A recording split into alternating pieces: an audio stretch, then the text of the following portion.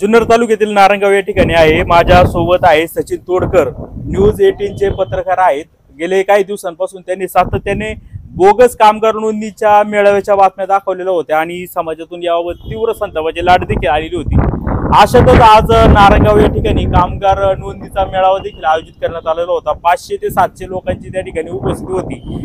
त्या कार्यक्रमात नक्की कशा पद्धतीचं हे बोगस कामगार नोंदणी केली जाते याचं वृत्तांचा आढावा घ्यायसाठी गेले होते आणि नंतर एक व्हिडिओ प्रसारित झालाय की त्याच्यामध्ये त्यांच्या गाडीची काच फोडण्यात आलेली आहे आणि त्यांना मारहाण करण्याचा देखील प्रयत्न झालेला आहे। इतर काही पत्रकार होते त्यांचे सुद्धा मोबाईल हिसकावून घ्यायचा आणि गाडीला घेराव टाकून गाडी अडवण्याचा प्रयत्न त्या ठिकाणी झाला होता।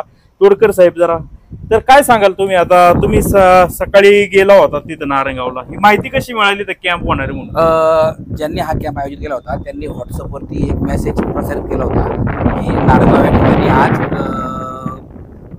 बायोमेट्रिकचा म्हणजे ज्या कामगारांना भांड्यांचं लाभ हवा आहे त्यांच्यासाठी आज हे घ्यावं काय बायोमेट्रिकचा साठी आज कॅम्प आयोजित केला होता, असा व्हॉट्सअप मेसेज त्यांनी व्हायरल केला होता। तो व्हॉट्सअप मेसेज माझ्यापर्यंत आला। मग तो ॲक्च्युली आपण गेली 2 दिवस याच्यावरती हा विषय मांडतोय चॅनलवरती की कशा पद्धतीने ह्या नोंदणीमध्ये भ्रष्टाचार आहे हा विषय आपण मांडतोय आणि खाजगी एजंटाचा कसा सुळसुळाट आहे हा विषय पण आपण मांडतोय। तर त्या अनुषंगाने हा नक्की काय कॅम्प आहे हे पाहण्यासाठी मी आलो। तिथं मला तो कॅम्प जाणवला। बाहेर काही लोक बसली होती जी सगळून ताटकळली होती, त्यांचं बायोमेट्रिक नोंदणी करून घेतली नव्हती। त्यांच्या म्या बातम्या घेतल्या, त्यांच्या बाईट घेतल्या आणि त्यातून ज्या एजंटाच्या विरोधात मी लढतोय त्या एजंटांनी चिडून माझ्यावरती हल्ला करण्याचा प्रयत्न केला, मला आरेरावी करण्याचा प्रयत्न केला। मारहाण काय झाली नाही, माझ्या गाडीवरती एक दगड टाकला, माझ्या गाडीची काच फुटली। नक्की तुम्ही 2-3 दिवसापासून बातम्या करता या योजनेमध्ये घोटाळा होतोय असं तुम्ही त्या बातम्यातून सांगत आहेत, बातम्यामध्ये निवेदक देखील तेच सांगतायत। नक्की कशा पद्धतीचा घोटाळा होतोय? जी बांधकाम कल्याणकारी मंडळाची अधिकृत साईट आहे त्या अधिकृत साईटवरती 1 रुपयात बांधकाम कामगाराची नोंदणी व्हावी असे स्पष्ट उल्लेख आहेत।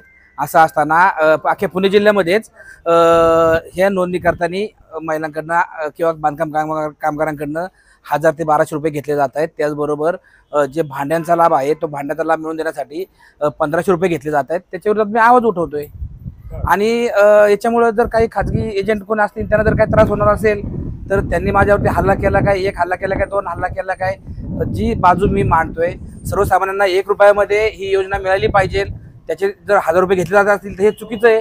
चूक दाखवण्याचं मी काम करतोय। माझ्यावर हल्ला झाला तरी हे काम मी थांबवणार नाही। माझा कोणाही स्थानिक नागरिकांवरती किंवा ज्या महिलांचा हा कॅम्प रद्द झाला त्यांचा रोष मी समजू शकतो, माझा कुणावरतीही माझी काही तक्रार नाही। मात्र जे खाजगी एजंट आहेत त्यांनी माझ्यावरती हल्ला करायचा प्रयत्न केला, असा हल्ला केला तरी मी थांबणार नाही। एकूणच नारायणगावमध्ये 7 ते 8 कार्यालय आहे। प्रत्येक कार्यालयाकडे 2-2, 2,500 हजार कर्मचाऱ्यांची नोंदणी झालेली आहे। मग जर समजा 15 ते 20 हजार कर्मचारी जर एका गावामध्ये असतील तर मग पश्चिम बंगालहून बांधकाम कामगार का मागावं लागतं? साहेब, हा विषय माझा नाही, हा विषय बांधकाम कल्याण आयुक्तांचा विषय आहे। हा विषय तुम्ही कृपया बांधकाम कल्याण आयुक्तांना विचारलं तर बरं होईल। साहेब, तुम्ही आज तिथं त्या ठिकाणी गेल्याच्या नंतर काय घडलं? मला असं कळलं होतं की इथं बायोमेट्रिक घेणार आहे। ज्यावेळेस मी गेलो तर त्यावेळेस त्यांनी आम्ही आल्याचं त्याच्या कदाचित लक्षात आलं असेल, तिथे जो कॅम्प चालू होता त्याच्यानंतर तिथं बायोमेट्रिक नव्हतं। मी काही त्यांना डिस्टर्ब केलं नाही, मी त्यांच्यासोबत चर्चा केली, ऑन कॅमेरा चर्चा केली आणि मी तिथून निघून गेलो। मला असं कळलं की 12 वाजता बायोमेट्रिकची टीम येणार आहे। मग मी 12 वाजता बायोमेट्रिक आहे की नाही ते पाहायला गेलो तर बायोमेट्रिक नव्हतं, मी बाहेरच होतो। बाहेर काही लोक बसले होते ते ज्यांनी याच्यावरती आक्षेप घेतला की आम्हाला सकाळी 8 वाजता बोलवलंय, बायोमेट्रिकसाठी बोलवलंय आणि आमचं बायोमेट्रिक घेतलेलं नाही। त्यामुळे मग मी त्याला विचारलं की काय प्रकार आहे, बायोमेट्रिकला बोलवलं आम्हाला, आमच्याकडे मेसेज आहेत। त्यांनी त्यांच्या मोबाईलवर मेसेज दाखवले। मग मी त्यांच्या बाईट घेतल्या की बाबा इथं बायोमेट्रिकचा कॅम्प होता। मग त्यांनी ज्यावेळेस बाईट दिला त्यावेळेस मग ही जी काही खाजगी एजंट लॉबी असेल ती चौताळी, त्यांनी काही लोक माझ्या अंगावर सोडली। ती लोक कोण होती हे मला माहीत नाही, ती सगळी अननोन होती। हा जो काही प्रकार आहे हा जे खाजगी एजंट ह्या योजनेत सहभागी आहेत ज्यांची दुकानदारी कदाचित माझ्या बातमीमुळे बंद पडणार असेल त्या खाजगी एजंट लोकांचाच हा सगळा उपद्व्याप आहे। त्यांनी माझ्यावरती हल्ला करण्याचा प्रयत्न केलेला आहे, पण अशा बेड हल्ल्याला मी घाबरत नाही। हल्ला झाला तरी जनतेला न्याय देण्याचं माझं काम चालू आहे।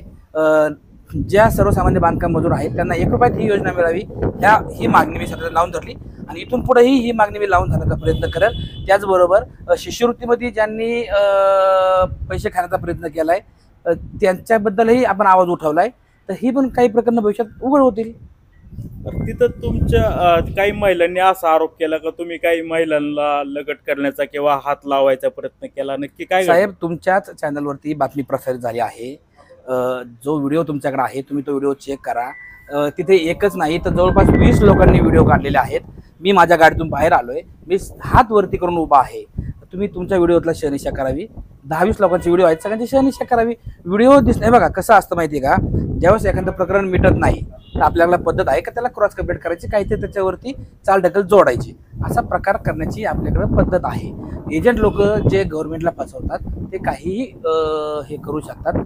त्यामुळे माझी कोणत्याही स्थानिक नागरिक किंवा महिलांबद्दल तक्रार नाही. पण खाजगी एजंटांना कदाचित माझं काम पसंत नसून पडलं, त्यांची दुकानदारी बंद होती, त्यामुळे ते माझ्यावरती हल्ला करणार हे स्वाभाविक आहे आणि त्याचा मला माझ्या कामावरती कोणताही परिणाम होणार नाही. तर आता मला सांगा का त्यांनी असा एक आरोप केलेला आहे, तुम्ही त्यांना 12:30च्या सुमारास फोन केला मेत्रे नावाच्या हा. त्या आयोजकाला, हा, आणि त्याला फोन करून तुम्ही 10 लाख रुपयाची मागणी केली. 2च मिनिटं. जो फोन आहे मला असं कळलं का त्यांनी स्टेजवर सांगितलंय की पत्रकारांबरोबर मीटिंग चालू आहे, आपण तो फोन ऐकू तुम्हाला. फोन केला होता तुम्ही? हा, तुम्ही तुम्हाला फोन ऐकतो ना सगळा. मी त्यांना सांगितलं का तुम्ही असं कशाला सांगताय स्टेजवरती की पत्रकारांबरोबर मीटिंग चालू आहे. मी ऍक्च्युली नाश्ता करत होतो, मी कुठं मीटिंग नाही. मी त्यांना सांगितलं माझी काही मीटिंग नाही, मला मीटिंग करायचं असेल मी जनतेबरोबर करेन. 1-2 मिनिट आपण तो फोन तुम्हाला मी दाखवतो.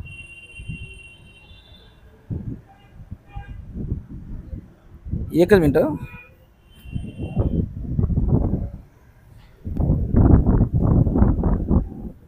हे घ्या, जरा जवळ घेतलं तर बरं होईल. दाखवा. किती वाजता फोन केलाय? नाही, इथं टायमिंग नाही. स्टेजवर सांगताय का पत्रकारांसंग मीटिंग चालू आहे, माझी कुणाची मीटिंग चालू नाही. तुम्ही चुकीचे पसरू नका, माझी माणसं तिथे आतमध्ये आहे. काय झालं? तुम्ही तिथे सांगताय की माझी मीटिंग चालू आहे, तुम्ही स्टेजवर सांगताय का पत्रकारांबरोबर मीटिंग चालू आहे, माझी कुणाची मीटिंग चालू नाहीये. कोण म्हटलं? तिथे तुम्ही स्टेजवर सांगताय तिथं लोकांना की पत्रकारांची मीटिंग चालू आहे म्हणून. असं कोण म्हटलं तुम्हाला? माझी माणसं आहेत आमच्या कॅम्प मध्ये. हो, मग ते माणसांना आहे ना चुकीची माहिती देऊ नका म्हणाव. हा, ते तुम्ही तिथं सांगू नका पत्रकार मीटिंग चालू सांगू नका म्हणजे. मी कुणाची मीटिंग करणार नाहीये. मला काय कॅम्प मध्ये येऊन करेल, मला जे मीटिंग करायचं असेल ना ते जनतेमध्ये करेल.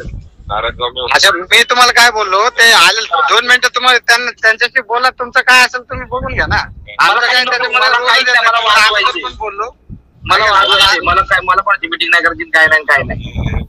बरं. आम्ही त्याला काय आमचं हे नाही म्हणा. बघा, चुकीचं आलोय करत असाल कॅम्पसाठी. तर तुम्ही आमची 100% तुम्ही ते हे करा म्हणून आमचं म्हणणं आहे. हा, मी आलोय कॅम्प साठी. कॅम्पचे थंब चालू झालं की मी ते एंट्री होतो. बरोबर. हा, बरोबर आहे. 1 मिनिट 7 सेकंदाचा कॉल हा, आहे. तर क्लिअर विषय मागणी आहे. तर केलेली ऐका, दिसत याच्यात ते मला म्हणतायत ते लोक आले, तुम्ही त्यांच्यासोबत चर्चा करा. म्हटलं मला चर्चा करायची नाहीये, मला काही नको याच्यामध्ये. आणि जर मला काय करायचं असतं तर माझे यापूर्वी मी एवढे विषय वाजवलेले आहेत ना.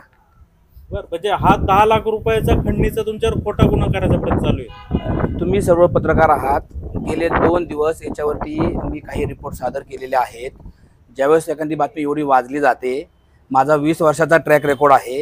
या 20 वर्षाच्या ट्रॅक रेकॉर्डवरती माझ्यावरती आतापर्यंत सिंगलही आरोप झालेला नाही. तुम्ही कधीही शहनिशा करू शकता. आणि ज्यावेळेस एखादं प्रकरण 2-2 दिवस वाचतं त्याच्यानंतर अशा काही गोष्टी होत नसतात, हे तुम्ही सगळे जाणता. आणि जर खाजगी एजंटांची बदनामी झाली असेल तर माझी बदनामीचा प्रयत्न होणार, ते तसा बदनामीचा प्रयत्न करता येते. माझं काही मी 1 किंवा 2 महिने पत्रकारिता करत नाही संदीपजी. माझा 20 वर्षाचा ट्रॅक रेकॉर्ड आहे आणि तुम्ही कधीही चेक करा. आता कुणाविरुद्ध तक्रार दिली आपण? मी अजून कोणावर तक्रार दिलेली नाही. माझी स्थानिक नागरिकांबद्दल काही म्हणणं नाही किंवा महिलांबद्दल माझं काही म्हणणं नाही. ज्या खाजगी एजंटांच्या विरोधात मी लढतोय त्या खाजगी एजंटांनी माझ्यावरती हल्ला करून आणलेला आहे. त्या खाजगी एजंटांच्या विरोधातच मी तक्रार देणार आहे. त्यांचा फेस अननोन आहे. नक्की कोण खाजगी एजंट आहे हे मला अजून आयडेंटिफाय नाहीत. किती लोकांविरुद्ध तक्रार देणार आहात? नाही, तसं नाही सांगता यायचं मला. हल्ला काय किती मॉब लोकांनी केला? सायकोलॉजी असते ते मला आता मॉब कोण काउंट करणार आहे. आता खाजगी एजंटांनी माझ्या हल्ला केला एवढीच माझी तक्रार आहे. पोलीस त्याचा शोध घेतील. धन्यवाद.